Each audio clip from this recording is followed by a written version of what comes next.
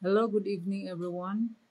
So welcome to our bedtime devotional. So karon is Monday, uh, January 27, 2025. Ug karon ika-day 363 sa ato ang devotional. So atong topic is about safety matters. So ang word na sa Proverbs chapter 27 verse 12 nga nag-ingon, "The prudent see danger and take refuge, but the simple keep going and pay the penalty."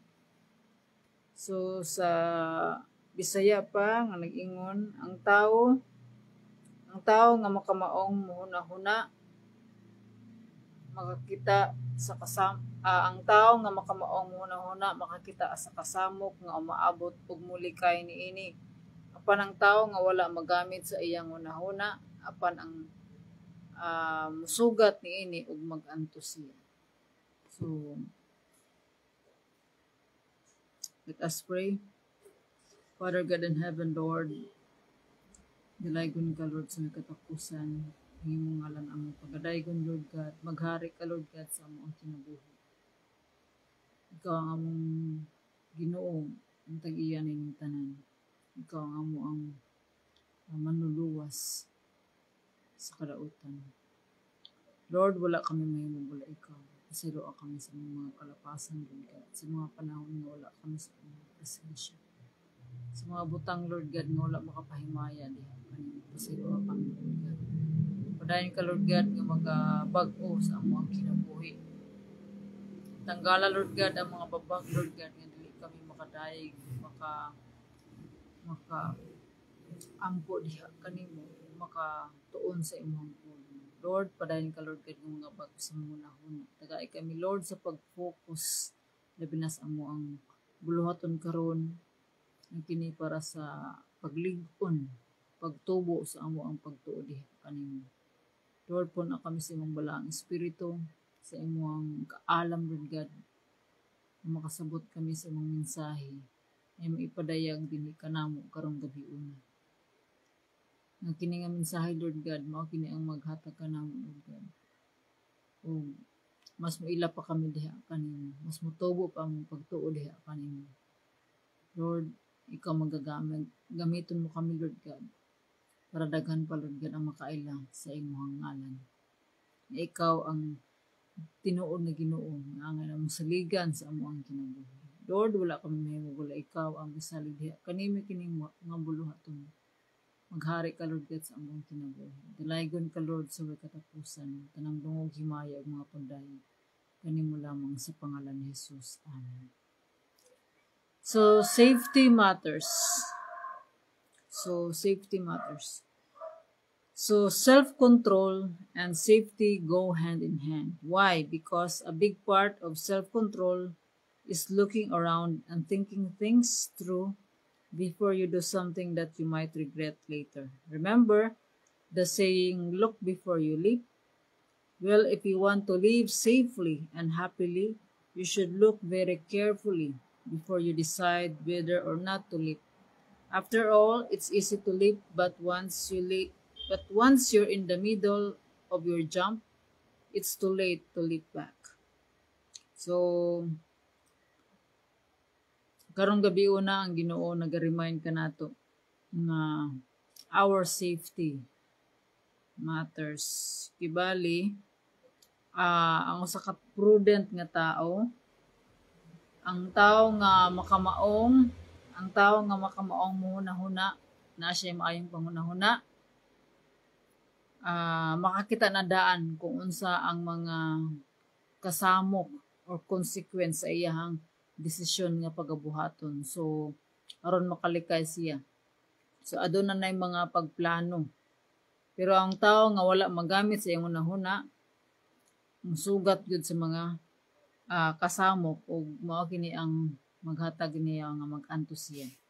So, kani ang safety matters. So, kita nga tao gitagaan ta og hunahuna sa Ginoo o gitagaan ta og kaalam. So, tagaan ta og utok. So, our brain it's above our heart. So mas ato yung ipa daog ang ato ang hunahuna kaysa sa ato ang kasing-kasing. So mo ni nga para mas sakto ang ato ang mga lakang, sakto ang ato ang mga plano. So ato kining i-commit diha sa Ginoo. Kaya ang Ginoo ang mag-direct sa ato ang mga pagabuhaton. So ingon pa sa pulong sa Ginoo, ingon pa sa iyang pulong, we make plans, but God directs our steps. So, including na diha ang ato ang safety. So, matag adlaw kita nagaampo sa protection sa Ginoo because wala gyud tay mahimo kung wala gyud tay mahimo kung adunay mga kadautan nga mahitabo ka nato. Mao kini nga our obedience sa Ginoo is our protection. Kung matinumanon to sa Ginoo sa iyang sa iyang kasuguan, ang Ginoo adunay saad nga iya gyud tang pagaprotektahan. So dili ta niya pasagdan ni biyaan. So mao kini nga kung kita nga anak sa Ginoo, mituog midawat kang Jesus. So og nagatuman sa iyang kasuguan, so wala tay angay nga kabalak-an. But ang Ginoo naghatag pud kanato og kaalam. Sanay sa atong mga pag-ampo matag adlaw, Lord, give me the wisdom and understanding. Kani magong wisdom good sa kalibutan, lahi ra ni sa wisdom sa Ginoo. Tungod kay mao kini nga daghan tag mga plano sa ato ang kinabuhi, but only God can direct the right steps that is according to His will. So, kung ang Ginoo na gani ang mong lihok, adunay gyud ni ihatag gyud sa Ginoo ang kadaugan. Basta according sa iyang kabubuton. So unsaon man nato pagkahibalo kung unsa ang kabubuton sa Ginoo, mao kini nga dapat gyud natong tun-an, basahon ug tun-an ang iyang pulong. Kay mao kini ang maghatag kanato og kadaugan, maghatag kanato og success og sa pagbag-o sa atong hunahuna. Kay diri sa hunahuna tanan magagikan. So sa hunahuna nato magagikan ang diri magikan, diri ipod ang bato sa atong hunahuna. So para makabalutan kung unsa ang kabubuton sa Ginoo, unsa ang ipabuhat sa Ginoo kanato, kinahanglan aton ipa-change, ipa-transform ang atong hunahuna. So mao kini nga kung ma-transform na ang atong hunahuna diha sa Ginoo, ingon sa Romans chapter 12 verse 2 nga para makahibalutan kung unsa ang kabubuton sa Ginoo nga maayo, hingpit, perfect og makapahimuot diha sa Ginoo. So mao kini nga unsa to pagkahibalo unsa ang kabubuton sa Ginoo, mao kini nga diri ni magsugod sa ato ang hunahuna. Mao kini nga mangayo ta og tabang sa Ginoo kay dili ta makabag-o sa ato ang hunahuna without God's help. Dili nato ni mahimo kung ato rang kaugalingon. Kay sa nature sa tao, wala gyud nangita ang tao sa Ginoo. So mao ni nga adunay mga gipili ang Ginoo. But adunay mga pinili ang Ginoo. Og kini nga mga pinili dili po ni siya basta-basta pud nga kana bitawng mo respondan, kinahanglan ni siya og submission, humility. So dili makasulod ang Ginoo sa ato ang kinabuhi kung wala tay pagpaubos, wala tay acknowledgement nga kinahanglan nato ang Ginoo sa ato ang kinabuhi. So safety matters, gitagaan ta og humayong hunahuna sa Ginoo, gitagaan ta og gitagaan ta og hunahuna. So kanay atong hunahuna ato ning gamiton. So mao ni nga kita nagalakaw sa balaod sa Ginoo. So kita mangayo og tabang kaniya nga tagaan ta niya sa kaalam nga atong gikinahanglan matag adlaw. So kaning safety, ingon diri safety matters. So kaning kaalam gitagaan ta og kaalam sa Ginoo mao ni atong gamiton nga mahimo tang safety. So meaning so wala pa gani buhata usa ka kuan nakit-an na nato kung unsa ang mga mahitabo. Kibali mao na siyang consequence ana di na nako ni buhaton kay dili ni siya makaayo. Mao ni nga ang Ginoo pud ang maghatag kanato pud og kana bitawng mo-direct through His word og iya po nang ihatag sa ato ang hunahuna kung sa angay na itong pagabuhaton. So, yun pa, look before you leap. So, matag desisyon na to, we must ask and consult it to God. Lord, imo ba ning kabubuton? So, mahimo tang kanabitang ang gusto sa Ginoo nga mahimo tang lalom ang atong relasyon. Kanabitang makaistorya ta bisag unsa ug ang Ginoo pod iyang i-reveal. So, once nga kanabitang mas mulalom ato ang relasyon diha sa Ginoo, daghan mga butang nga ipadayag diha. Ang mga tinagong ingon pa sa pulong sa Ginoo, ang mga tinagong butang atong mahibal-an. So, dili ta makahibalo niini kung dili kita mismo ang mutuon sa pulong sa Ginoo. Tungod kay ang balaang espiritu mao nay kuha nato kanabitang magtabang nga makasabot kung unsa ang pulong sa Ginoo nga ato ang gibasa. So, kasi gani ginabalik-balik ang pulong nato nga pagabasahon. Kanunay nga ang Ginoo adunay ginatudlo kanato, adunay gina-reveal nga mensahe para kanato. So karong gabi na yung padiri nga safety matters. Kung sa kuan pa sa Bisaya pa nga kini sa Panultihon chapter 27 verse 12 nga nag-ingon ang tao nga makamaong muhuna-huna. So kuan na pud ni siya kaning kanabitang common sense. Ang tao nga makamaong muhuna-huna makakita sa kasamok nga umaabot og mulikay niini. Apan ang tao nga wala magamit sa iyang hunahuna musugat niini og mag-anto siya. Usahay kuan na siya kanang common sense is gift po na siya. It's a gift from God. So daghan tag mga gifts kanabitang God-given nga mga gifts, talents given na daan sa ato ug napoy uban nga ato na pong kanabitang i-nurture para mas magamit nato. So mao kini nga ang Ginoo naghatag kanato og sa maayong panghuna-huna aron kini gamiton to bring honor and glory to His name. So dili ni ato kun dili tanan nga naa kanato nga atong nakabot pinaagi ni siya sa grasya sa Ginoo. So dili ta wala gyud ta ikapanghambog.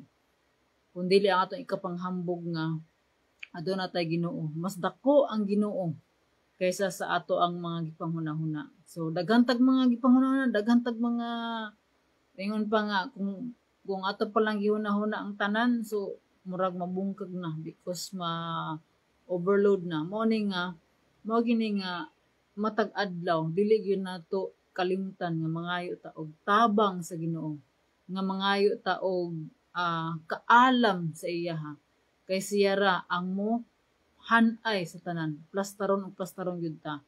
Basta ang ato ang kinabuhi nagasunod sa iyahang kasuguan. So mao ni obedience gyud sa iyahang pulong.